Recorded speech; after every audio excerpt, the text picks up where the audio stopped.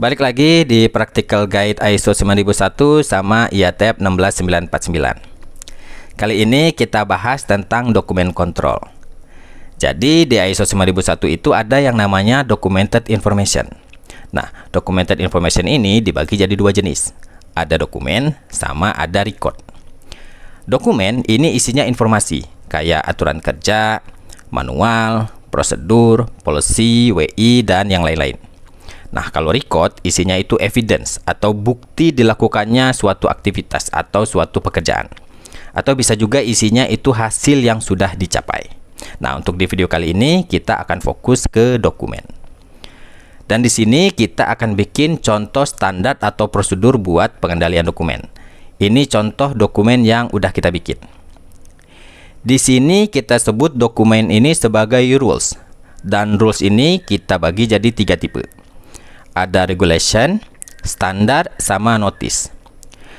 Regulation ini fundamental policies, kayak quality manual, manajemen komitmen, quality policy, kode etik, atau policy-policy lainnya. Ini semua masuk ke kategori ini.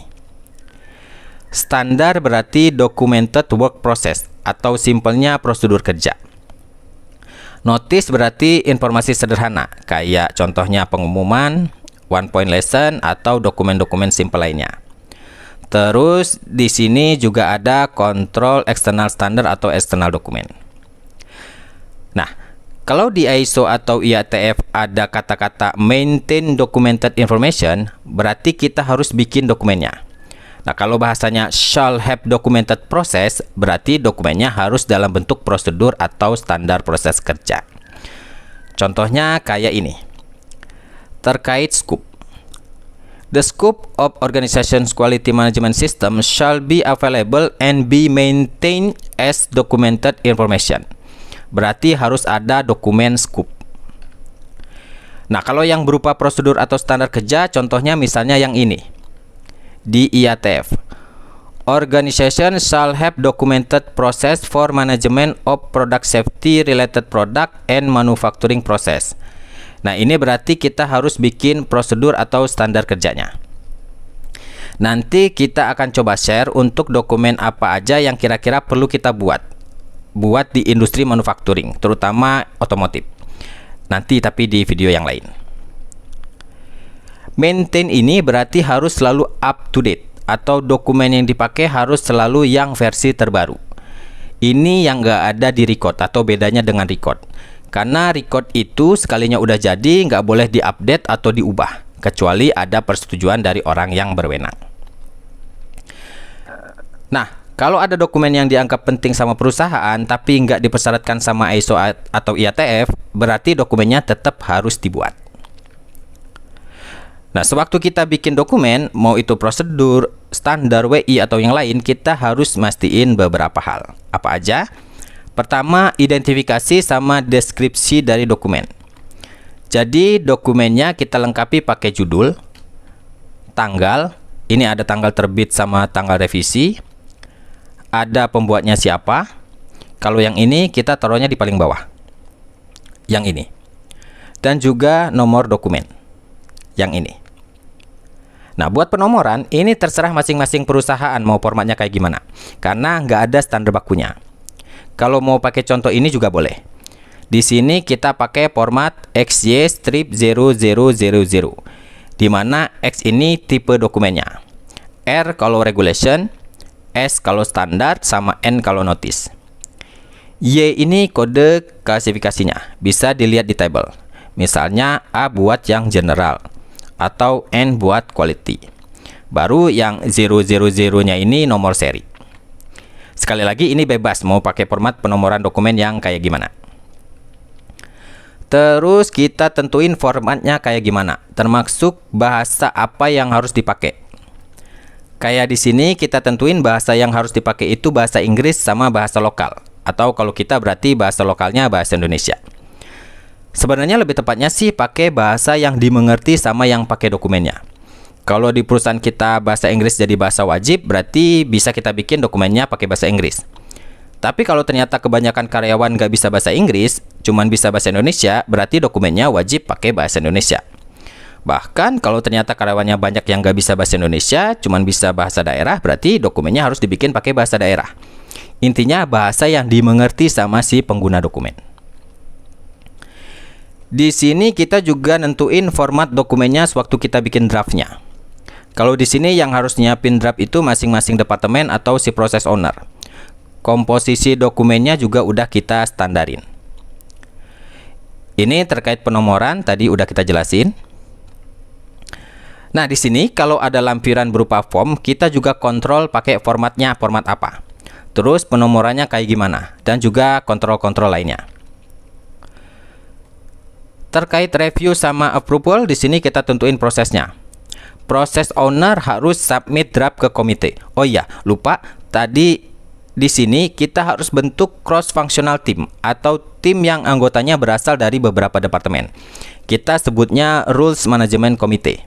Jadi setelah draft dokumen disubmit, Rules Management Committee ini akan meeting untuk bahas draft yang diajuin. Apa aja yang dibahas? Kalau kita lihat form A, di sini udah kita cantumin apa aja yang harus dibahas. Ada konsistensi dengan rules yang terkait. Jadi kita cek apakah ada pertentangan dengan rules yang lain. Misalnya draftnya bilang A, ternyata di rules yang lain ada yang bilang B. Jadi konsistensinya ini kita cek. Terus kita cek juga apakah rulesnya ini applicable atau enggak.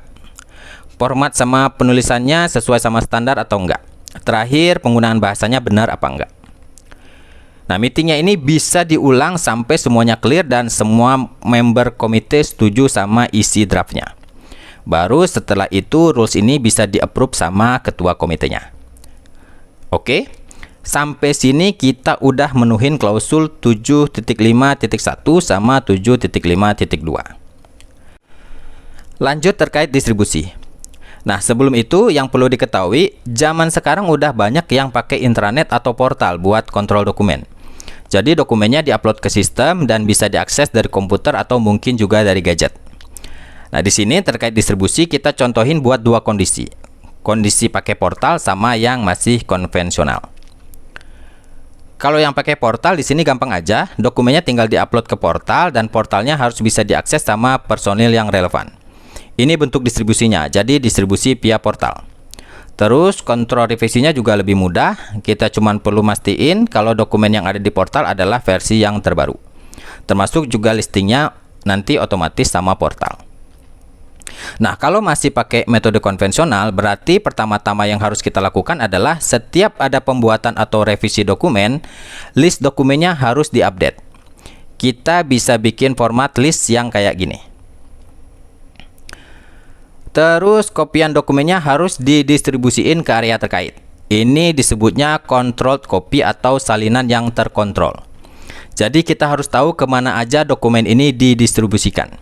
Kita bisa kasih stempel sebagai penanda buat dokumen yang distribusinya kita kontrol. Dan cuman dokumen yang ada stempelnya yang boleh dipakai buat standar kerja. Kalau nggak ada stempel atau stempelnya juga kopian, berarti dokumennya nggak berlaku. Nah, bukti distribusinya juga harus ada. Bisa kita pakai form distribusi yang nanti ditandatangan sama si penerima waktu kita ngasihin dokumennya. Ini contoh formnya. Jadi di sini kita tulis dokumen apa aja yang kita kasih, terus si penerima tanda tangan di sini. Nah, kalau ternyata ini dokumen revisi, berarti dokumen lama harus ditarik dan proses penarikannya juga harus ada evidence. Bisa kita pakai form ini juga. Nah, karena ini dokumennya masih bentuk fisik, berarti harus dijaga kondisinya supaya nggak rusak atau misalnya supaya nggak hilang. Nah, kalau ada kehilangan atau kerusakan, harus segera melapor supaya bisa diganti sama yang baru. Itu untuk proses distribusi. Terus terkait eksternal dokumen. Di sini kita udah nentuin apa aja yang disebut eksternal dokumen. Terus gimana cara kontrolnya. Pada prinsipnya kontrolnya hampir sama. Dan jangan lupa untuk setiap dokumen, setiap revisinya harus dicatat. Jadi histori revisinya ada. Oke, itu cara dokumen kontrol, contoh cara dokumen kontrol.